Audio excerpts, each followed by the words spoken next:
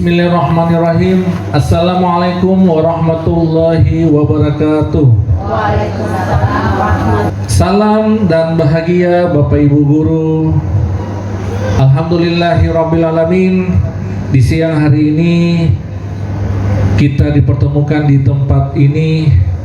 Diucapkan terima kasih banyak kepada Bapak Ibu semuanya. Dan marilah kita bersyukur kepada Tuhan Yang Maha Esa, di mana kita telah diberikan kesehatan dan teristimewa adalah kesempatan hingga kita dapat melangkahkan kaki kita ini. Adapun tujuan kegiatan hari ini yakni diseminasi budaya positif. Kita berempat calon guru penggerak angkatan ke-9 Kabupaten Poso. Saya sendiri adalah Pak Samsudin Umar, kemudian Pak Safrudin Kiai, kemudian Ibu Indra dan Ibu Mike akan melakukan diseminasi budaya positif kepada Bapak Ibu semua. Sebelum kita melakukan aktivitas ini, marilah kita melakukan doa. Mari kita berdoa sejenak supaya kegiatan kita ini mendapatkan rahmat dari Yang Maha Kuasa.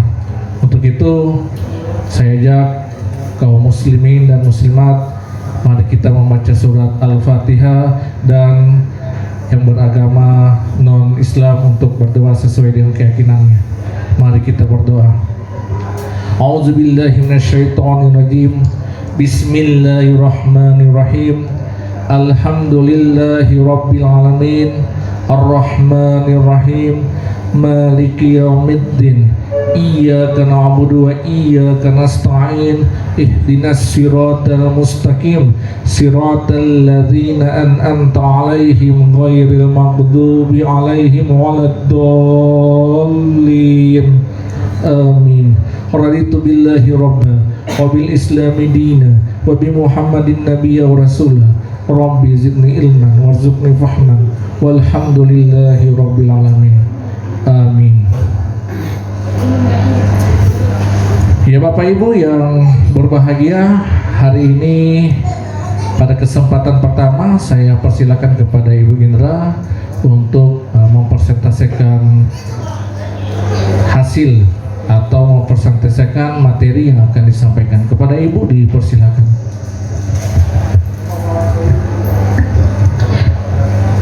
Terima kasih Pak. Assalamualaikum warahmatullahi wabarakatuh. Terima kasih Bapak Ibu ya atas waktunya yang disiapkan untuk kita di sini dalam kegiatan diseminasi. Baiklah, saya langsung saja tentang materi dari budaya positif. Sebelumnya saya ingin membaca sebuah kutipan ya tentang kalimat dari Bapak Ki Hajar Dewantara yang menyatakan bahwa kita ambil contoh perbandingannya dengan hidup tumbuh-tumbuhan seorang petani, di mana dalam hakikatnya sama kewajibannya dengan seorang pendidik yang menanam padi. Misalnya hanya dapat menuntun tumbuhnya padi, ia dapat memperbaiki kondisi tanah, memelihara tanaman padi, memberi pupuk dan air, membasmi ulat-ulat atau jamur-jamur yang mengganggu hidup tanaman padi, dan lain sebagainya. Nah, dari potongan kalimat Bapak Ki Hajar Dewantara ini tentunya kita diposisikan sebagai petani. Ya Bapak Ibu ya, kita petani. Kemudian sekolah kita ini adalah ladangnya. Ya. Dan murid-murid kita inilah yang menjadi tanamannya, anggaplah itu padi. Ya. Semua kita berharap bahwa anak-anak ini akan tumbuh menjadi murid yang baik ya. Namun saat proses pertumbuhannya itu pasti ada hal-hal yang mempengaruhi ya, sehingga mungkin nanti tidak tumbuh menjadi baik ya, atau mungkin menjadi lebih baik dari yang awal dia masuk di sini. Nah, salah satunya adalah lingkungan sekolah kita. Bagaimana kita mengupayakan lingkungan di sekolah kita ini menjadi lingkungan yang baik untuk murid-murid kita. Nah, upaya-upaya kita, strategi-strategi kita dalam menumbuhkan lingkungan yang baik ini, itu yang kita maksud dengan budaya positif. Di sekolah kita pun kita sudah melihat banyak budaya positif kita sudah lakukan ya di sini. Tinggal ini kita bagaimana menyebarkan ya semuanya, menyeluruh semua bersama-sama bergandeng tangan untuk melaksanakan atau menerapkan budaya positif di sekolah kita. Nah, salah satu strateginya adalah melalui disiplin positif. Nah, ini yang akan saya bawakan. Disiplin positif. Jadi harapannya, tujuannya adalah untuk memahami konsep pendidikan menurut Bapak Ki Hajar Dewantara, dihubungkan dengan konsep budaya dan lingkungan positif di sekolah yang berpihak pada murid. Kemudian yang kedua, memahami peran guru dalam membangun budaya positif dengan menerapkan konsep disiplin positif dalam berinteraksi dengan murid. Terkait dengan konsep pendidikan Ki Hajar Dewantara, kita ketahui Bapak Ki Hajar Dewantara menyatakan bahwa tujuan pendidikan kita itu adalah untuk menuntun murid, menuntun anak-anak untuk mendapatkan keselamatan dan kebahagiaan yang setinggi-tingginya sebagai manusia dan juga sebagai anggota masyarakat. Nah, dari sini kita ketahui bahwa Bapak Ki Hajar Dewantara ini mencanangkan pendidikan yang berpihak pada murid. Ya, semuanya tujuannya untuk murid. Seperti itu. Nah, sekarang coba kita tanyakan ya pada diri kita sendiri, bagaimana cara membuat murid disiplin? Kemudian siapa yang bisa mendisiplinkan murid? Apakah guru yang bisa mendisiplinkan murid? Atau kepala sekolah? Atau orang tua murid? Atau murid itu sendiri? Nah, mungkin ada Bapak Ibu yang bisa memberikan masukannya tentang pertanyaan ini. Silakan Bapak Ibu. Menurut Bapak Ibu ya, setelah kita sudah bertahun-tahun mengajar di sini, menurut Bapak Ibu bagaimana cara membuat murid disiplin? Tentunya dengan hal-hal yang sudah kita terapkan. Menurut Bapak Ibu seperti apa? Kemudian siapa yang sebenarnya bisa mendisiplinkan murid? Apakah kita, guru, ataukah kepala sekolah, atau orang tua siswa, atau justru mungkin murid itu sendiri? Silakan Bapak Ibu, mungkin ada yang bisa memberikan pendapatnya atau menjawab pertanyaan ini menurut yang Bapak Ibu pahami ya, kemudian sambil menjelaskan alasannya seperti itu. Silakan Bapak Ibu yang mau, mungkin Pak Ustadz Daniel. Tawadul semua, Masya Allah. Dari yang guru yang paling senior dengan guru yang paling muda. Oh gitu ya. Berarti saya tidak masuk. Guru yang paling ganteng di ruangan kayaknya nih, yang bagian sini selain pemateri. Baik, silakan Pak Ustadz Daniel ya. Supaya hidup ini pertemuan. Mudah-mudahan saja bermanfaat. Bismillah, Assalamualaikum warahmatullahi wabarakatuh. Waalaikumsalam warahmatullahi wabarakatuh. Alhamdulillahirrabbilalamin. Allahumma sholli ala Muhammad wa ala ali Muhammad. Terima kasih. Yang pertama kami sampaikan kepada Bapak Ibu guru yang telah berkenan berbagi ilmu, berbagi pengalaman kepada kami semua. Mudah-mudahan saja ini merupakan suatu langkah yang baik kemudian untuk semakin memantapkan pembelajaran kita, mendidik anak-anak kita supaya menjadi anak-anak yang baik, anak-anak yang dibanggakan, menjadi pemimpin-pemimpin yang dapat dibanggakan ke depan oleh bangsa Indonesia. Amin ya rabbal alamin. Terkait dengan beberapa pertanyaan di atas, memang sebetulnya kalau ini pendapat pribadi, bahwasannya saya kira kita memang harus berangkat dari namanya guru adalah memberikan contoh dan teladan yang baik, tapi saya pikir ini memerlukan sebuah proses yang panjang, sebagaimana juga kita dalam mendidik. Mungkin hari ini kita memberikan suatu ilmu, menyampaikan ilmu kepada peserta didik, perubahannya mungkin akan kita lihat itu setelah mereka tamat dari sekolah. Sebagaimana yang sering saya amati, contohnya misalnya anak-anak katakanlah misalnya saat dia sekolah di tingkat SMA, mereka belum tergerak dan belum terbiasa kemudian untuk rutin melaksanakan sholat 5 waktu. Tapi setelah selesai dari SMA, Masya Allah malah mereka luar biasa, sepertinya lebih rajin daripada gurunya gitu. Nah, dan inilah yang kita harapkan, bahwasannya memang kita dianjurkan kemudian untuk memberikan suatu contoh yang baik, ya, kita diharapkan bisa menjadi teladan yang baik. Nah, untuk itu saya pikir kita sebagai guru, saya secara pribadi saya mengatakan bahwa saya harus terus belajar dan terus belajar. Bukan berarti bahwa kita posisinya sebagai guru kemudian semuanya benar, semuanya baik. Saya kira dalam perjalanannya kita mengajar, karena namanya menghadapi makhluk hidup ini tentu ada suatu perubahan, apakah itu dari karakter muridnya atau karakter gurunya, semuanya bisa berubah sebagaimana hati kita terbolak-balik. Untuk itu ketika sedikit melenceng, kembali lagi ke jalan yang lurus. Nah, jadi saya kira yang pertama itu kita mulai dari diri kita komitmen, dan yang pastinya setelah kita berkomitmen untuk itu, kita senantiasa mohon kepada Allah Subhanahu wa taala bahwa karena kita ini hanya bisa berencana, adapun yang menetapkan itu adalah Allah Subhanahu wa taala. Kita doakan juga anak-anak kita. Itu saya kira itu yang terpenting. Jadi bukan hanya proses transfer ilmu, tapi kemudian barangkali di tengah-tengah kita berdoa, kita selipkan mendoakan anak-anak kita, karena kita tidak tahu siapa di antara mereka kemudian nanti yang Allah Subhanahu wa taala takdirkan barangkali menggandeng tangan kita masuk ke dalam surga, insya Allah.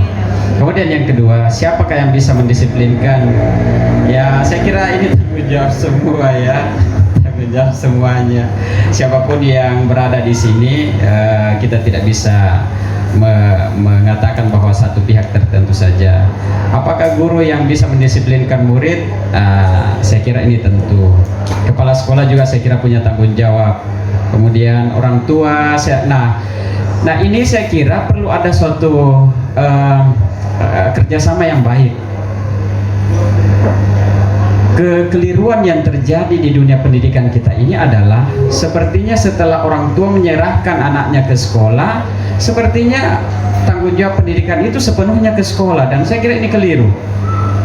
Karena biar bagaimanapun pihak sekolah ingin melihat anak itu baik dengan pendidikan terbaik, metode terbaik yang diberikan, tapi kemudian setelah pulang ke rumah, orang tua tidak memberikan contoh sebagaimana guru memberikan contoh. Orang tua tidak mengajarkan kepada anaknya sebagaimana guru mengajarkan anaknya di sekolah, maka saya kira ini tidak akan maksimal hasilnya. Sehingga saya kira dari perbincangan kita di dalam grup apa dan sebagainya, saya kira tujuan kita itu ingin melihat bahwa bagaimana kemudian anak-anak itu menjadi anak-anak yang terbaik ke depan.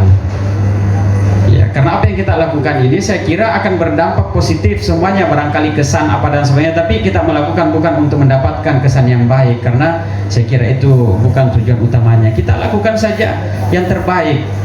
Ya, insya Allah kalau kita melakukan yang terbaik, kita pun akan mendapatkan banyak hal dari sana.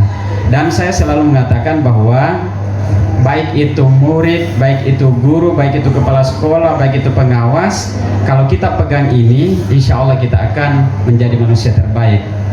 Dalam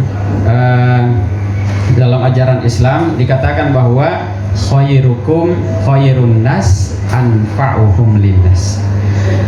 Orang yang terbaik itu menurut Rasulullah SAW adalah yang banyak memberi manfaat. Jadi guru yang diberikan karunia ilmu pengetahuan bermanfaat dari sisi pikirannya.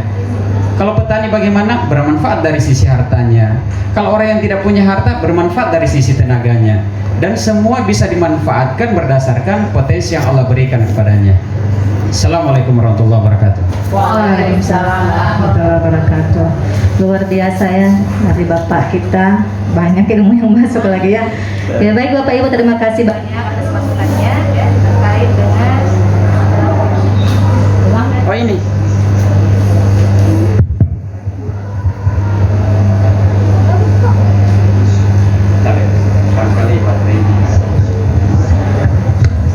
baik Bapak Ibu, jadi kita kembali lagi pada konsep disiplin ya.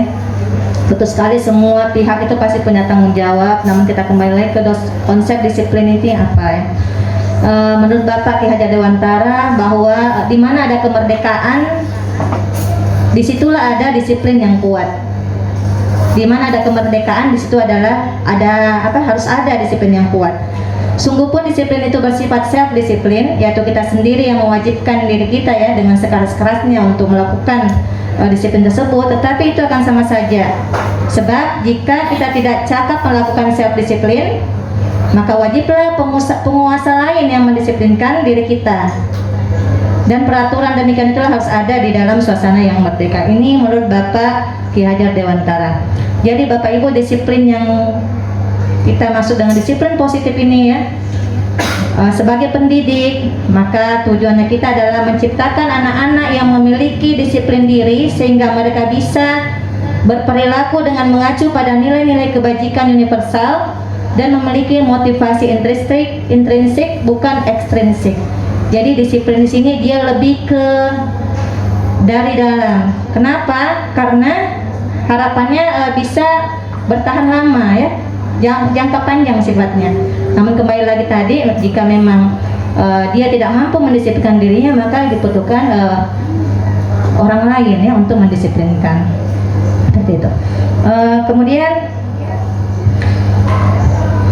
nah sekarang mari kita bertanya kepada diri kita sendiri sebagai guru ya.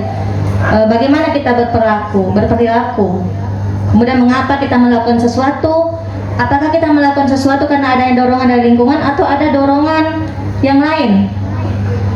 Ya, seperti kegiatan kita saat ini. Kita lihat di sini ya, banyak guru-guru yang sudah hadir sekitar berapa orang. Nah, tentunya kita punya alasan kenapa kita ada di sini kan? Mungkin kita bisa bertanya dulu saya kepada Ibu Nurbia, misal, kenapa Ibu ikut kegiatan ini seperti itu? Ya? Mungkin Ibu bisa sampaikan tujuannya apa? Kenapa Ibu ikut kegiatan ini, misal? Terima kasih atas kesempatan. Kenapa saya ikut dalam kegiatan ini? Pertama, saya ingin menambah pengetahuan ya, yang mungkin kedua setelah saya mengikuti ini mungkin saya akan bisa ya, dan saya terapkan insya Allah dalam keseharian saya. Sekian. Terima kasih Bu Nurbia. Coba next Bu Mika. Pernahkah kita melakukan sesuatu ya untuk mengharapkan senyuman orang lain? Ataukah kita melakukan sesuatu karena ada ketakutan mendapatkan suatu hukuman dari orang lain ya, atau membuat kita tidak nyaman? Ataukah kita pernah melakukan sesuatu itu untuk mendapatkan hadiah atau penghargaan, misalnya dari atasan kan, atau pujian seperti itu? Itu bisa kita tanyakan pada diri kita sendiri ya. Tentunya banyak sekali alasan-alasan orang dalam mengikuti suatu kegiatan atau berperilaku. Jadi dari sini kita akan lihat apa saja sebenarnya motivasi dari perilaku manusia. Ya. Jadi sebenarnya itu ada tiga perilaku manusia yang dirumuskan ya oleh Dian Gossen, yaitu yang pertama, motivasinya adalah untuk menghindari ketidaknyamanan dan hukuman. Itu berlaku bagi kita guru juga, tentunya murid-murid kita atau siapa saja. Kemudian motivasi kedua adalah untuk mendapatkan imbalan atau penghargaan dari orang lain. Ya, ini dalam kategori penghargaan. Dan yang ketiga adalah untuk menjadi orang yang memang mereka inginkan dan menghargai diri sendiri dengan nilai-nilai yang mereka percayai. Nah, ketiga motivasi ini tentunya pasti akan ada dalam diri kita, termasuk dalam saat kita berada di sini. Ya, kenapa kita ada ikut di sini ya? Dia seperti itu. Jadi dari tiga motivasi ini, ya kira-kira motivasi yang mana yang kita harapkan muncul pada diri anak murid kita dalam penerapan disiplin di sekolah. Mungkin kita minta pendapatnya Ibu Mariani, guru senior kita ya. Silakan Ibu Ani. Dari tiga motivasi tadi, kira-kira mana yang akan lekat, mana yang akan sangat lekat dan kita harapkan ada pada diri murid-murid kita dari tiga motivasi yang ada tadi. Silakan kepada Ibu Mariani. Jadi motivasi pertama tadi itu karena adanya ketidaknyamanan atau takut mendapat hukuman, ya. Kemudian yang kedua, mendapatkan imbalan dan penghargaan motivasinya. Kemudian yang ketiga, menjadi orang yang mereka inginkan dan menghargai diri sendiri dengan nilai-nilai yang mereka percaya. Mungkin Ibu Mariani bisa memberikan pendapatnya.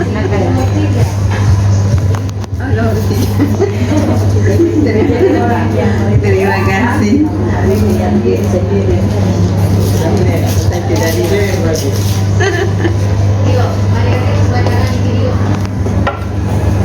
Mau TV nanti.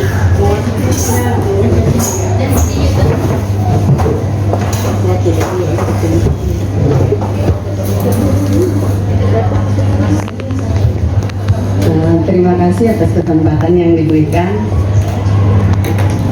Ditanya tadi manakah yang diharapkan dari perilaku siswa, maka saya cenderungnya ke yang ketiga, untuk menjadi orang yang mereka inginkan dan menghargai diri sendiri dengan nilai-nilai yang mereka percayai.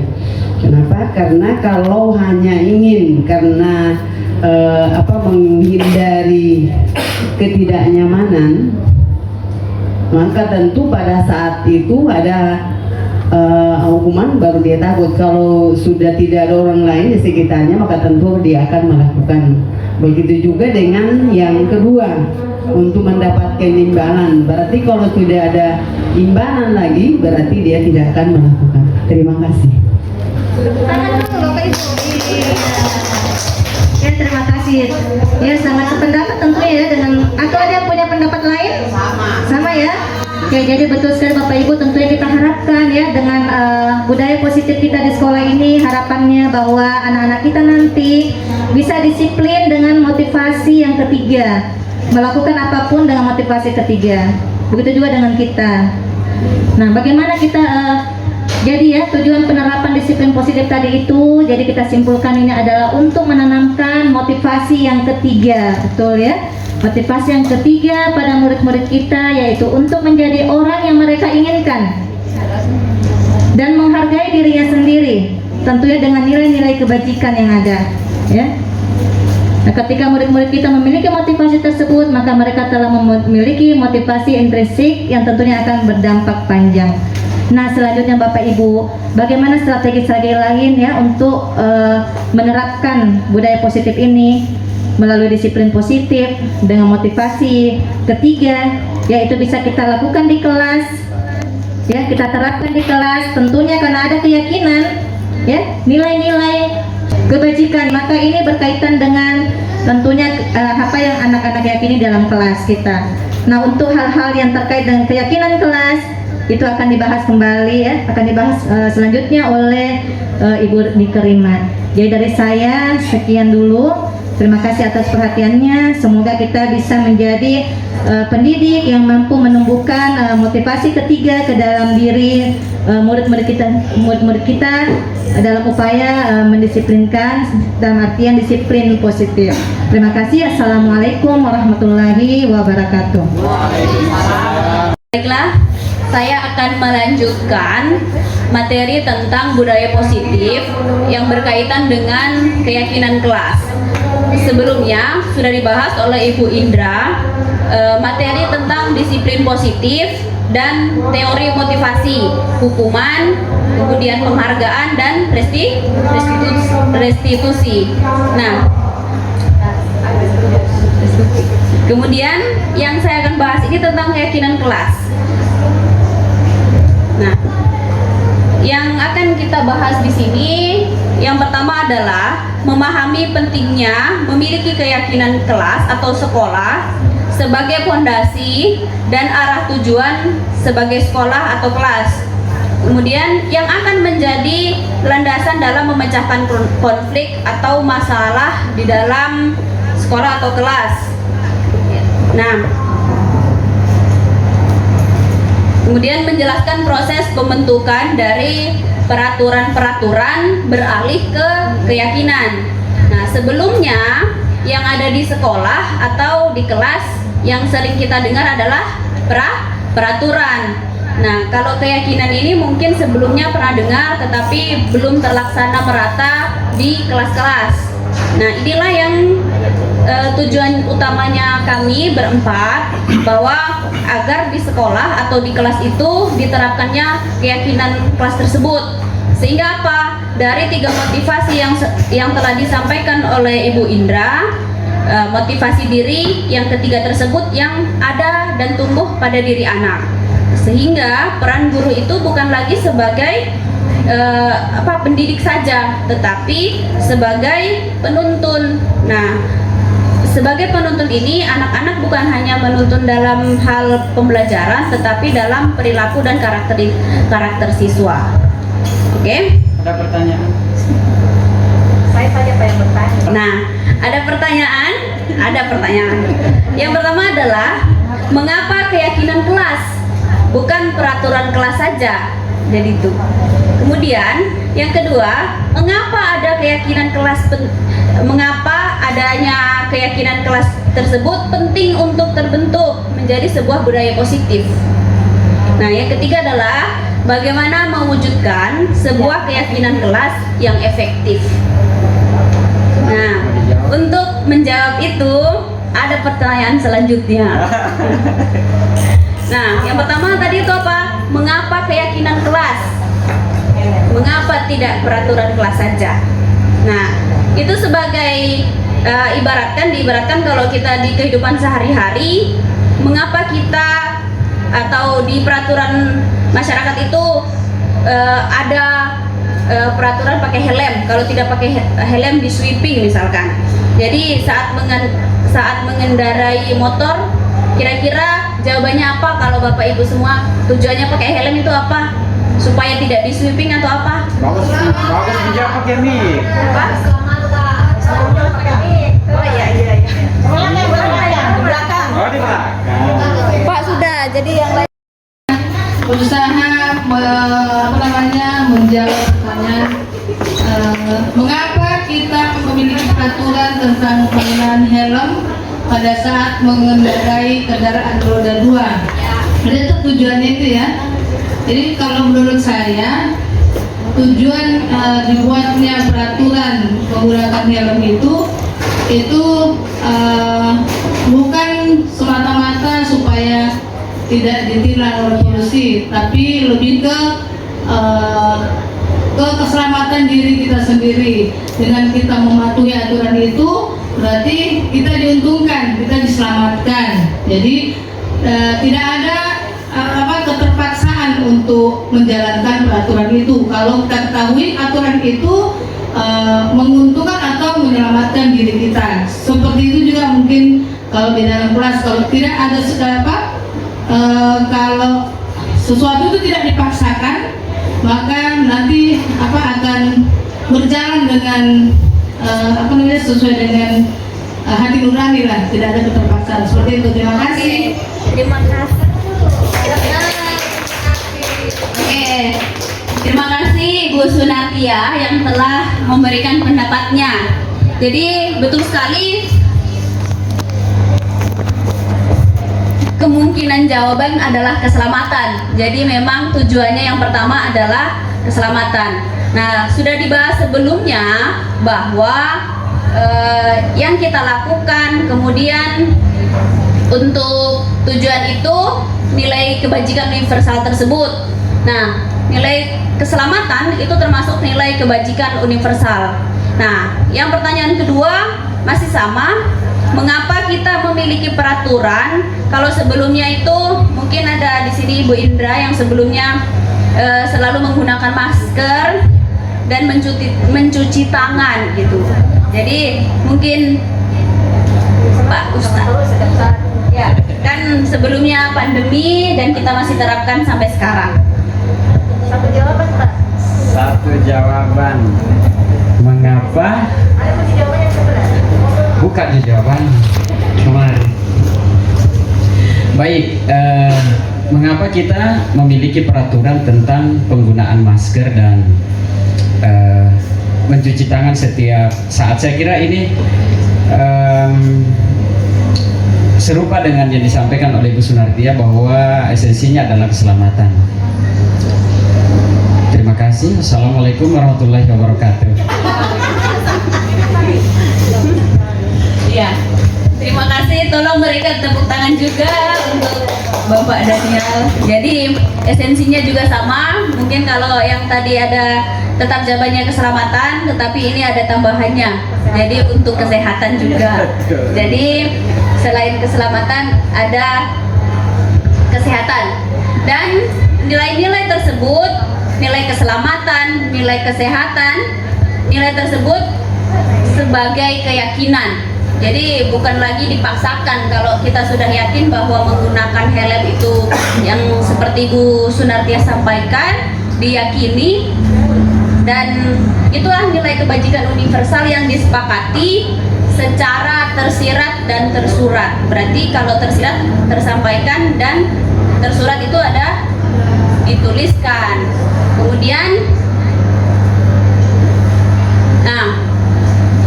itu tidak memandang bahwa kita harus suku ini, kita harus agama ini, atau hal-hal di latar belakang lain.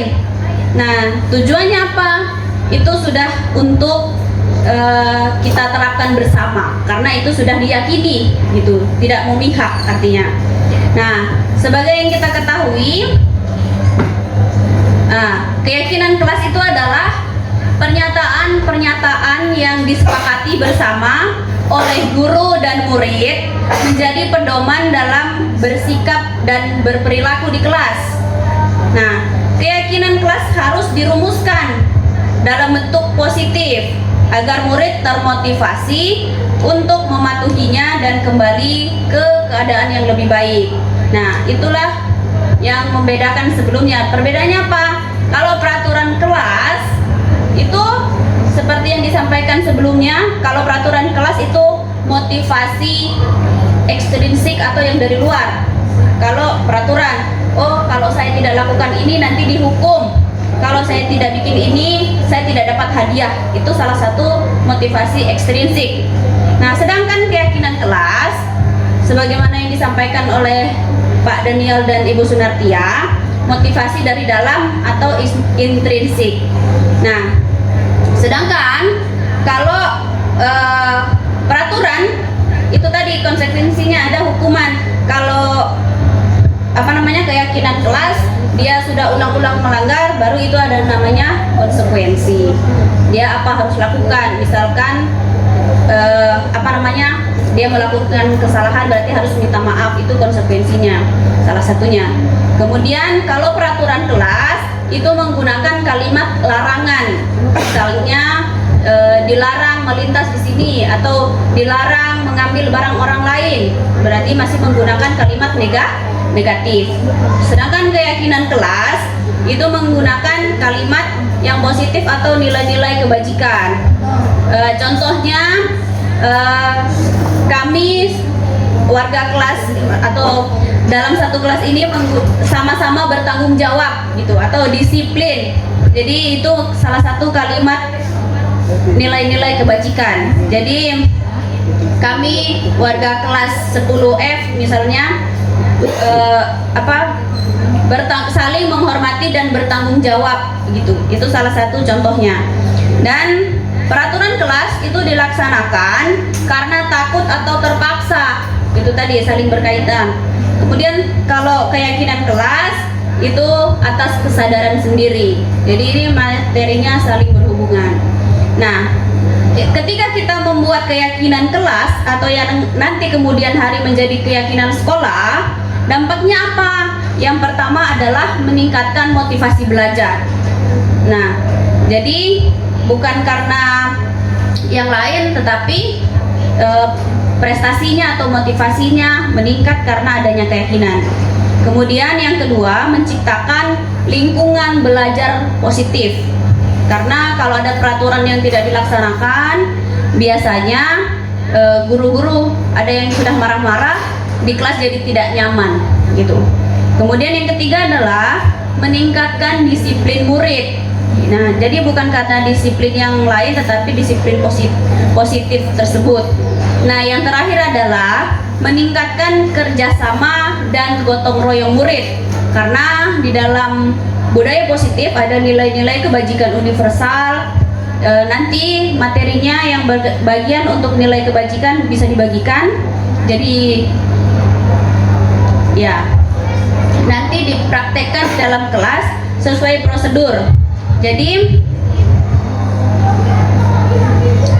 saya sudah printkan untuk prosedur pembentukan keyakinan kelas bisa diterapkan di kelas masing-masing.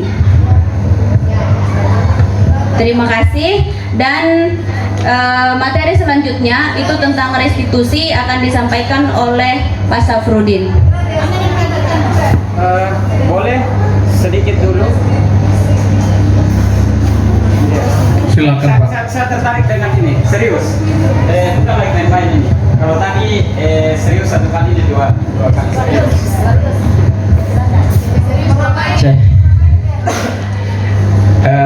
Menarik tadi yang disampaikan oleh Ibu Mike bahwa setelah kita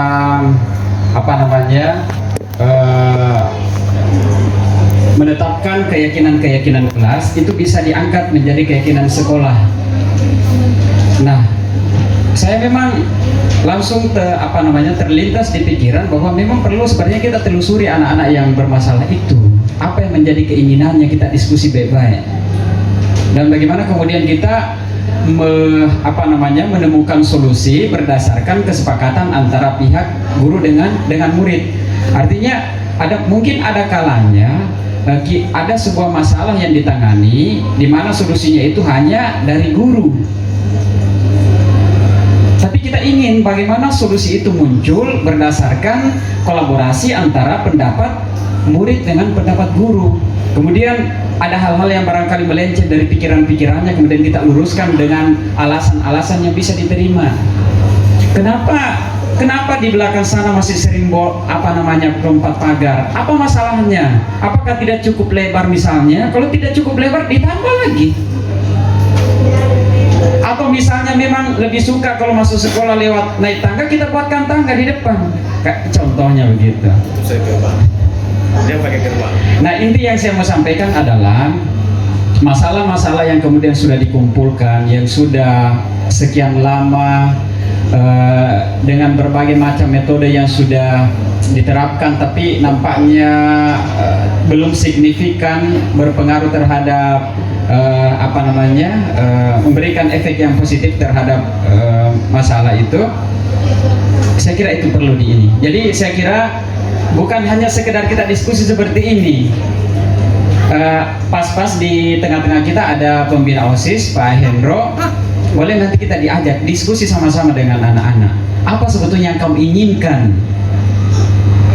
dengan sikap-sikap yang seperti itu? Karena teguran sudah tidak diindahkan. Apalagi misalnya kalau di sekolah memang tidak dibenarkan dengan tindak-tindakan kekerasan fisik dan sebagainya. Maka kita ajaklah dia. Kalau memang dia bisa berargumentasi, kita layani, kita diskusi sama-sama. Tapi bukan berarti bahwa kita mau pojokkan. Karena tujuannya adalah masalah itu benar-benar kita mendapatkan jalan keluarnya. Terima kasih, ini sudah menginspirasi Bu Mike. Langsung terbuka saya pikiran.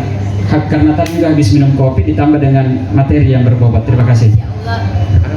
Oke, terima kasih atas pertanyaan yang telah disampaikan. Jadi saya sedikit membahas tentang curah pendapat. Jadi di prosedur itu yang saya telah bagikan, kalau keyakinan kelas itu memang yang pertama prosedurnya adalah curah pendapat.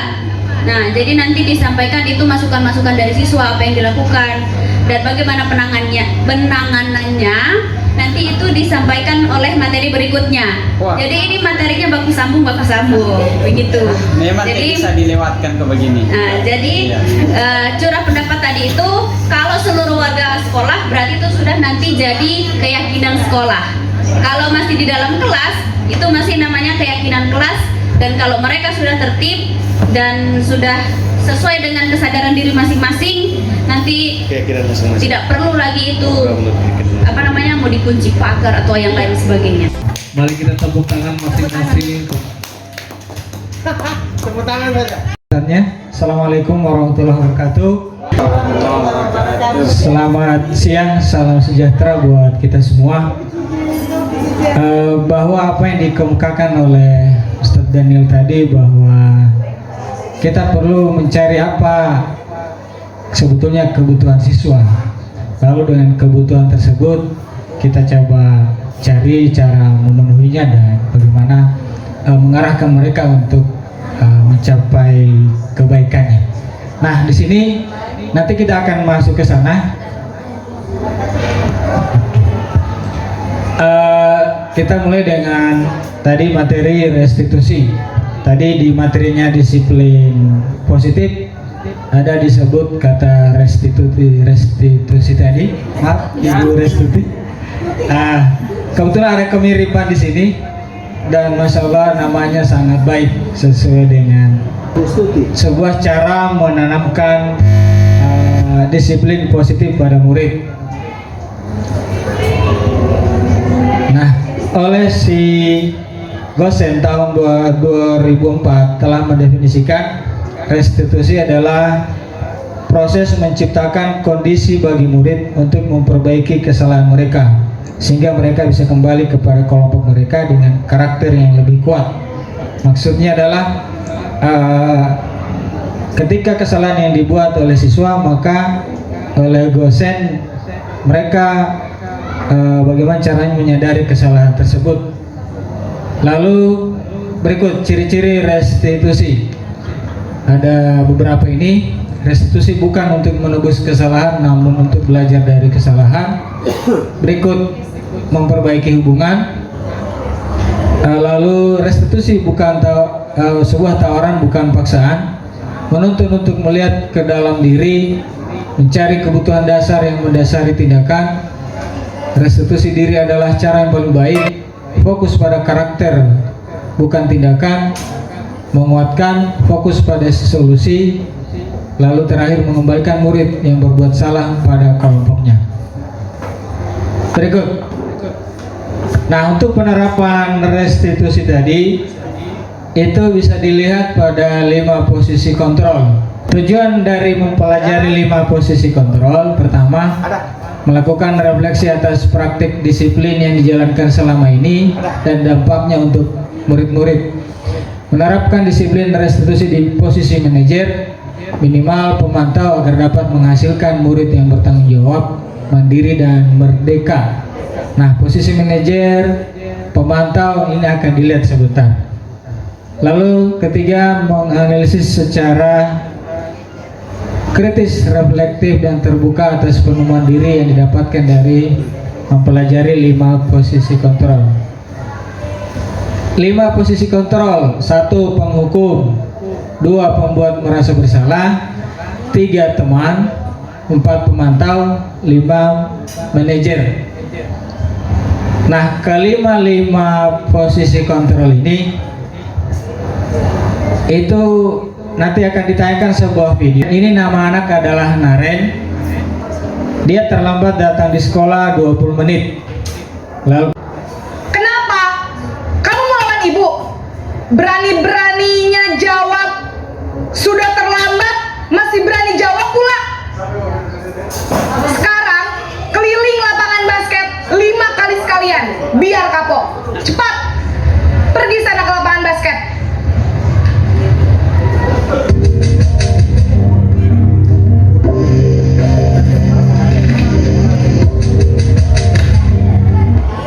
Kalau nanti nanti dia jawab dilarang olahraga tidak dapat baju olahraga. Ya.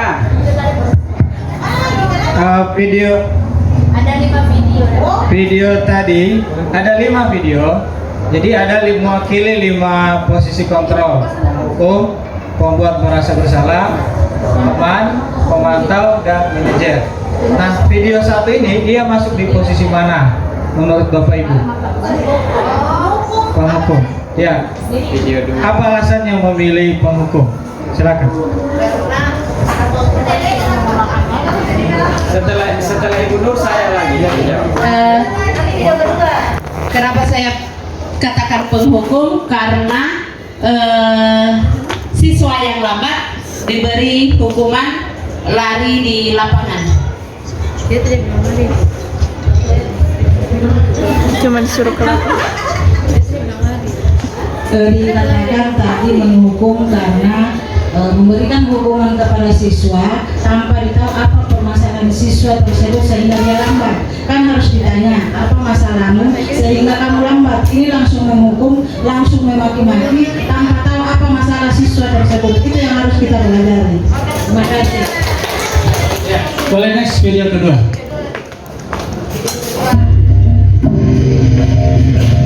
Naren!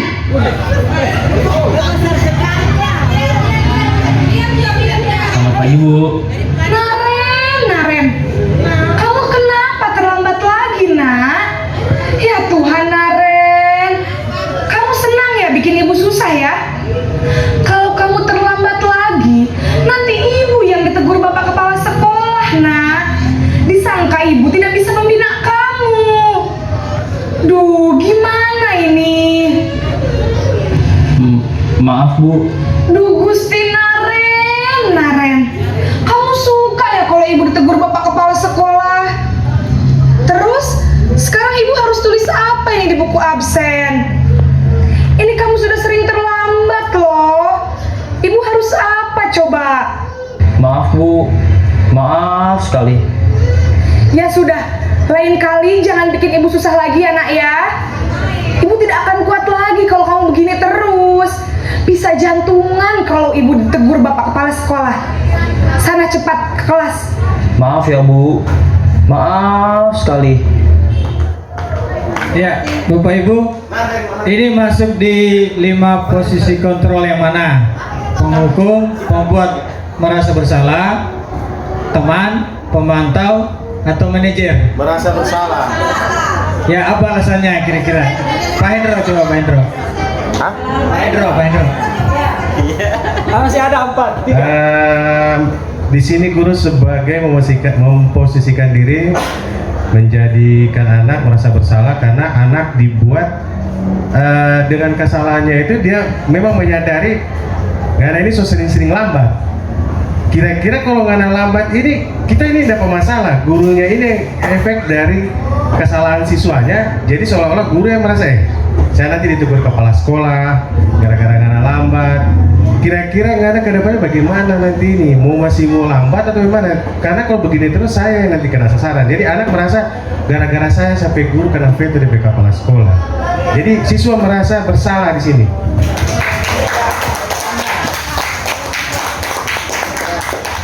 Terima kasih tanggapannya. Lanjut video ketiga.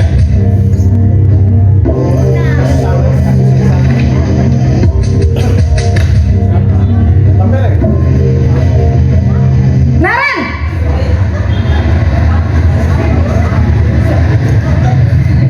Selamat pagi Bu. Wah, sudah jam berapa ini nak? Terlambat lagi ya sayang. Iya Bu, habis ibu saya lupa bangunkan saya Bu. Kamu malah menyalahkan ibu kamu. Kamu bukannya anak yang larinya paling kencang. Kok terlambat sih? Iya Bu, saya memang terlambat bangun tadi. Jadi biarpun saya lari kencang, tetap gak kekejar Bu. Ya sudah sana, nanti lain kali larinya lebih kencang lagi ya. Biar gak terlambat lagi. Bikin seneng ibu, demi ibu. Bisa kan? Bisa lah Bu. Ya sudah sana masuk kelas. Ibu beresin urusan absen kamu. Kamu ini ada-ada saja. Ya, video ketiga ini masuk di 5 posisi kontrol yang mana?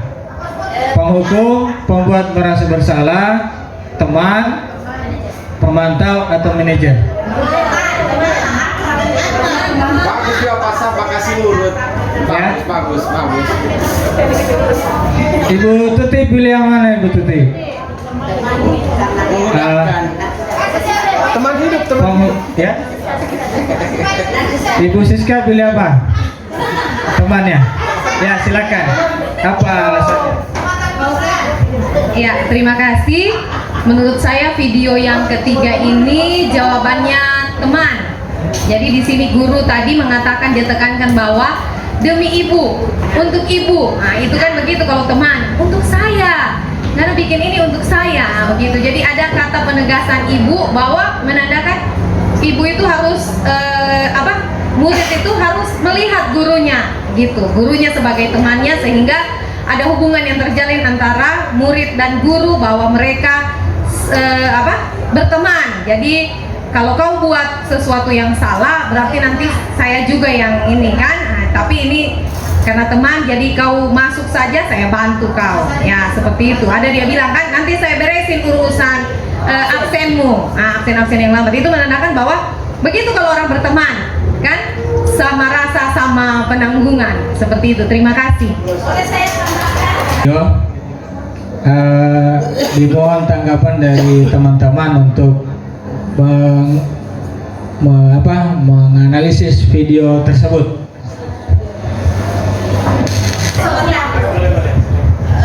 Begini, mungkin dia siswa tersebut dianggap sebagai teman.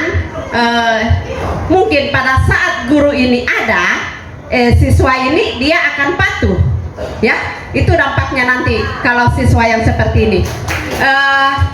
Bila gurunya tidak ada yang menjadi temannya, dia akan buat lagi karena dia anggap hanya itu gurunya, ya, yang dianggap sebagai temannya. Padahal seperti kita di sini 50 lebih guru. Jadi yang dia anggap guru hanya yang dekat dengan siswa tersebut. Mungkin pada saat guru ini tidak ada yang dianggap sebagai temannya, dia akan buat lagi kelakuan atau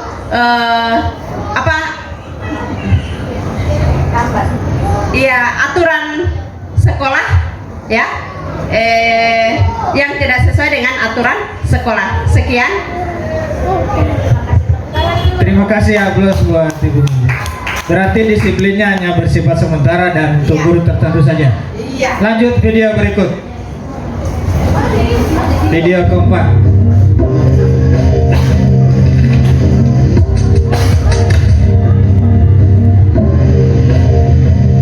Naren.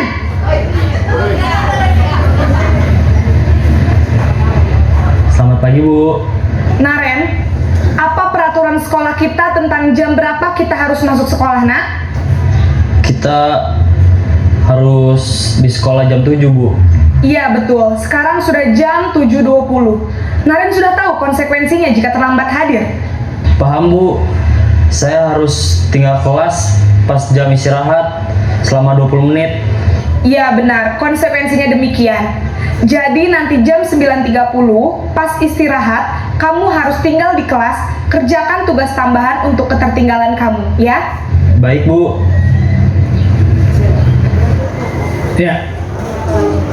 Ini video keempat. Kira-kira masuk di mana? Yang terakhir sudah ini. Penghukum terakhir kelima. Penghukum, pembuat merasa bersalah, teman, pemantau atau manajer. Ya. Opsi mana kasih itu? Penghukum, pembuat merasa bersalah, teman, pemantau atau manajer. Pemantau. Apa alasannya Bu? Pilih Bu. Ya. Ini saya katakan pemantau karena dia menanyakan bahwa apa konsekuensinya kalau dia terlambat. Dia tanyakan, dia berarti dia pantau apa itu konsekuensinya, karena itu sudah disepakati dari awal. Konsekuensi apa yang kita lakukan apabila kau terlambat. Makanya saya katakan pemantau. Kasih aplaus. Oke, lanjut video kelima. Terakhir. Ada katanya Pak Haji.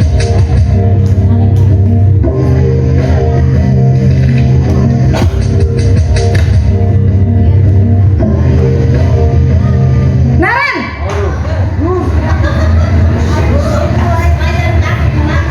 Selamat pagi Bu. selamat pagi Naren. Maaf Bu, saya terlambat. Iya, sekolah masuknya jam 7, sekarang sudah jam 7.20. Jadi sekarang bagaimana ini Naren? Maaf Bu, saya lupa setel alarm saya semalam. Baiklah, menurut kamu, keyakinan sekolah yang mana yang perlu kamu tingkatkan? Menghargai diri sendiri dan orang lain mungkin ya Bu. Setuju. Jadi, apakah Naren meyakini prinsip saling menghormati tersebut? Iya Bu, saya meyakininya. Apakah Naren bersedia memperbaiki masalah keterlambatan ini? Bersedia Bu. Bagaimana kamu akan perbaiki masalah keterlambatan ini? Saya akan coba untuk tidak lupa menyetel alarm saya Bu. Baik, kalau Naren lupa menyetel alarm di rumah, ada orang yang kira-kira bisa bantu mengingatkan tidak? Ada Bu, kakak saya, Kak Ema. Ada lagi selain Kak Ema? Selain Kak Ema, ada ibu saya. Baik, jadi yang mengingatkan Naren adalah Kak Ema dan ibu kamu ya? Kira-kira akan mulai setel alarm kapan nih Naren? Setelah pulang sekolah, akan segera saya lakukan. Baik, jadi Naren akan setel alarm untuk bangun besok pagi dan akan diingatkan oleh kakak dan ibunda Naren ya. Ada lagi yang mungkin perlu dilakukan Naren agar tidak terlambat bangun lagi? Tidak ada Bu. Baik Naren, terima kasih untuk kerjasama kamu. Sekarang kamu perlu kembali ke kelas untuk belajar. Baik Bu, terima kasih. Ya. Itu video terakhir. Nah, di 5 posisi kontrol tadi kita mungkin sudah bisa menebak bahwa video kelima adalah video manajer. Sebagaimana harapan dari materi awal disiplin positif siswa, bahwa kita mengarahkan siswa untuk kita mengarahkan guru bisa mengambil posisi sebagai manajer, mengembalikan anak pada menyadari kesalahannya, kemudian mengarahkan mereka untuk memperbaikinya dari dalam diri mereka sendiri, bukan karena hukuman, karena penghargaan dan lain sebagainya. Sekira demikian, materi selanjutnya akan disampaikan oleh Bapak Samsudin Umar. Pada beliau kami silakan. Saya boleh pulang Pak?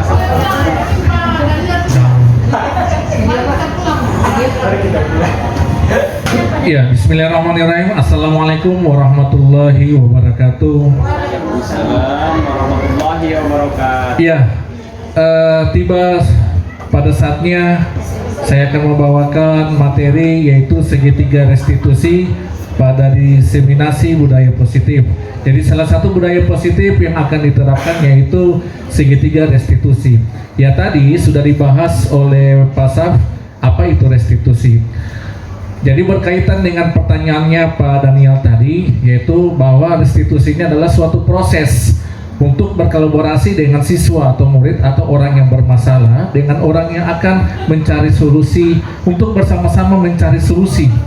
Jadi di sini ada kolaborasi Pak, ada kolaborasi antara yang mau menangani dan yang ditangani supaya ada permasalahan itu bisa teratasi dengan baik. Kemudian restitusi juga bukan tawaran ya, bukan tawaran, tetapi ini bukan pilihan, tetapi ini adalah tawaran. Kemudian restitusi ini berfokus kepada permasalahan yang ada.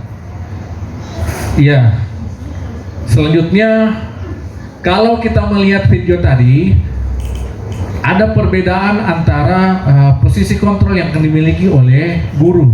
Jadi di restitusi ini yang dipahami adalah gurunya yang akan memberikan masalah. Jangan kita restitusi tapi penampilan kita seperti pemberi hukuman. Nah, itu yang harus yang harus diperhatikan oleh Bapak Ibu guru. Nah, barangkali bisa dilanjutkan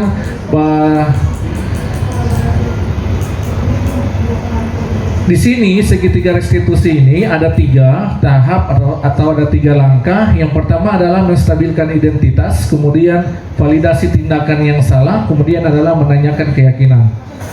Ya, saya tidak terlalu bahas ini. Yang saya bahas adalah perkataan-perkataan di dalam segitiga. Ada definisi di sini bahwa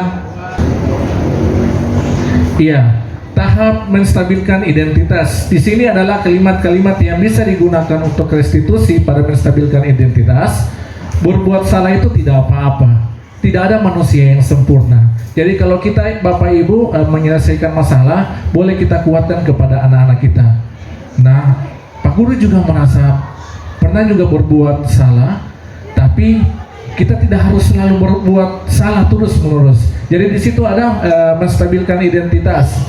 Baru ada juga kata-kata di sini yang poin-poinnya tidak ada manusia yang sempurna. Saya juga pernah melakukan kesalahan seperti itu. Jadi banyak pernyataan-pernyataan atau kalimat-kalimat yang merupakan tahap untuk menstabilkan identitas. Yang kedua, Ibu, tahap yang kedua.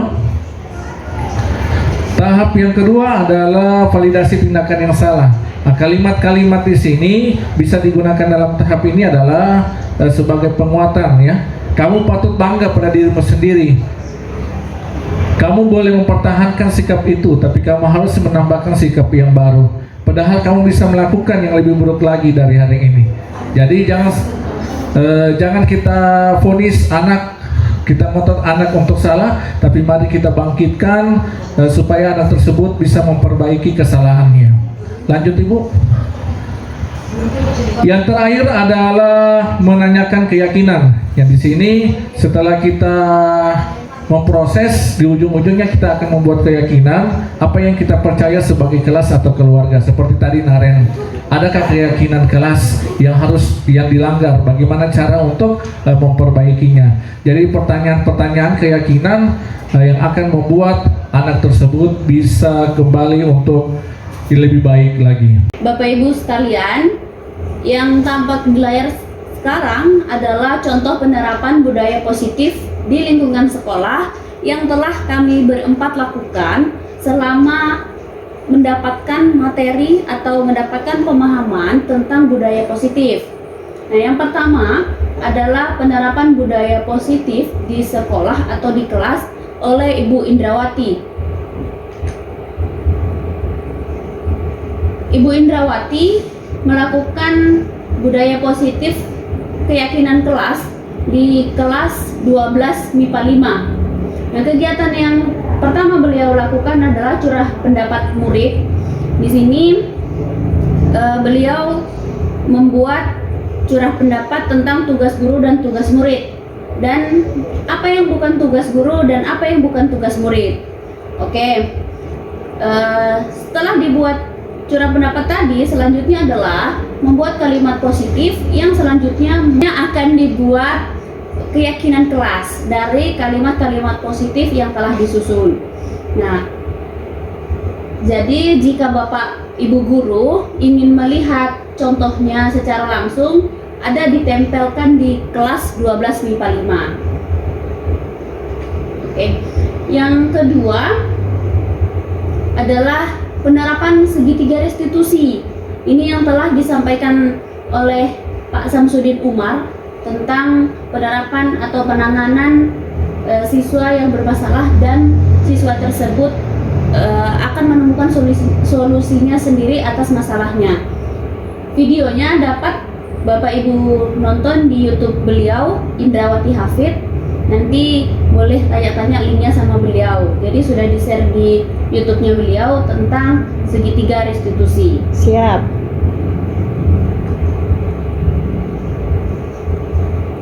Penerapan budaya positif yang saya lakukan yaitu Ibu Miki Rima Indriati. Yang pertama adalah pembuatan juga keyakinan kelas di kelas 10F. Jadi ini perwalian saya untuk kelas 10F. Jadi ini tentang bagaimana bersikap positif. Kemudian ada beberapa juga, dan hasil dari penerapan keyakinan kelas ini juga telah ditempelkan di kelas 10F tersebut. Dan saya juga membuat keyakinan kelas di kelas 11F. Jadi langkah-langkahnya sama dengan Ibu Indrawati Hafid tadi, juga ada curah pendapat, membuat kalimat positif, kemudian penulisan keyakinan kelas oleh murid. Jadi semua ini dilakukan murid dan guru hanya sebagai fasilitator saja Bapak Ibu. Dan yang terakhir adalah penandatanganan keyakinan kelas oleh siswa dan oleh guru.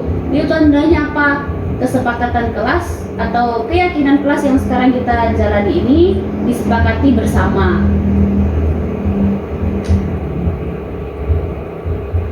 Nah, boleh Bapak Ibu guru sekalian saksikan di layar. Itu merupakan contoh budaya positif di sekolah yang telah saya lakukan, yaitu penerapan 5S.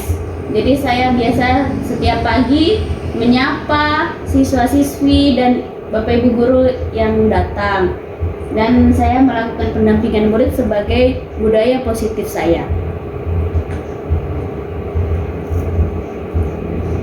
Nah, saya juga telah melakukan penerapan segitiga restitusi tentang siswa yang bermasalah. Videonya juga dapat Bapak Ibu lihat sebagai contoh di YouTube saya, Nika Rima Indriati. Boleh Bapak Ibu cari juga di YouTube, itu ada. Kalau mau lihat contoh segitiga restitusi.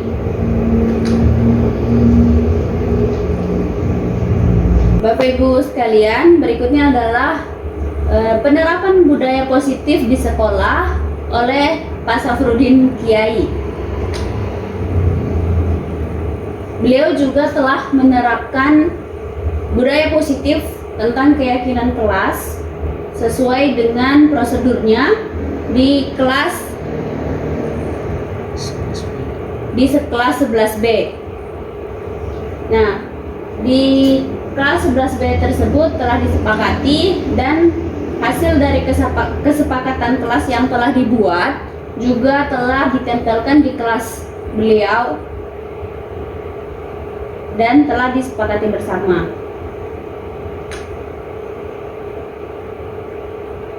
Nah, beliau juga membuat keyakinan kelas di kelas 11H. Jadi bukan hanya satu kelas ya Bapak Ibu, ada kelas-kelas yang telah beliau ajar, itu beberapa kelas juga telah beliau buat keyakinan kelas. Jadi ada kolaborasi di sini dengan wali kelas 11B dan wali kelas 11H, sehingga keyakinan kelas ini sudah ada di beberapa kelas. Nah, budaya positif berikutnya yang Pak Safrudin Kiai telah lakukan tentang segitiga restitusi, sebagaimana tadi telah dijelaskan Pak Samsudin Umar. Jadi penerapan segitiga restitusi yang Pak Safrudin Kiai telah lakukan ada di YouTube beliau, channelnya Pak Safrudin Kiai, atau enggak usah pakai Pak ya Bapak Ibu, pakai Safrudin Kiai saja. Nanti dicari di pencariannya Bapak Ibu sekalian. Oke. Nah, tanggapannya tentang penerapan beliau itu telah dibagikan ke guru mata pelajaran, sehingga ketika guru mata pelajaran atau wali kelas mendapatkan siswanya yang bermasalah, bisa menjadi praktik baik dan ditularkan gitu Bapak Ibu sekalian. Jadi cukup sekian pemaparan kami berempat ini. Semoga bisa diterapkan di dalam kehidupan sekolah, baik di dalam lingkungan kelas sekolah maupun di dalam masyarakat. Yang perlu kita ingatkan bahwa mari kita mulai dari diri sendiri. Kalau kita tidak mulai, siapa yang akan menggerakkan? Ya, seperti yang dikatakan Ibu Indra tadi, motivasi yang ketiga adalah menghargai diri kita sendiri untuk setinggi-tingginya supaya kita bisa menjadi orang yang baik. Sekian, Assalamualaikum warahmatullahi wabarakatuh.